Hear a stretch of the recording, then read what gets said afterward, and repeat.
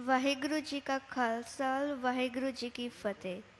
ਸਤਿ ਸ਼੍ਰੀ ਅਕਾਲ ਸਾਰਿਆਂ ਨੂੰ। ਜਿਵੇਂ ਤੁਹਾਨੂੰ ਪਤਾ ਹੈ, ਮੈਂ ਅਮਾਨਤ ਕੌਰ ਹਾਂ। ਮੈਂ ਰਾਜਵੀਰ ਜਵੰਦਾ ਦੀ ਬੇਟੀ ਹਾਂ।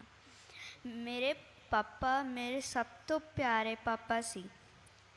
ਮੇਰੇ ਪਾਪਾ ਮੈਨੂੰ ਇੱਕ ਲੱਕੀ ਚਾਰਮ ਮੰਨਦੇ ਸੀ। ਉਹ ਕਹਿੰਦੇ ਸੀ ਕਿ ਮੈਂ ਤੈਨੂੰ ਬਹੁਤ ਪਿਆਰ ਕਰਦਾ, ਤੂੰ ਕਦੀ ਵੀ ਮੇਰੇ ਤੋਂ ਦੂਰ ਨਹੀਂ ਹੋਣਾ। ਮੇਰੇ ਸਭ ਤੋਂ ਪਿਆਰੇ ਪਾਪਾ ਜਦੋਂ ਕਹਿੰਦੇ ਸੀ ਵੀ ਮੇਰੇ ਤੋਂ ਦੂਰ ਨਹੀਂ ਹੋਣਾ,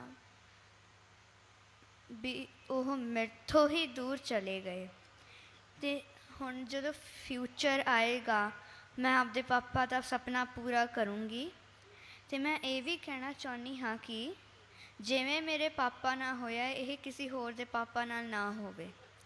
ਧੰਨਵਾਦ।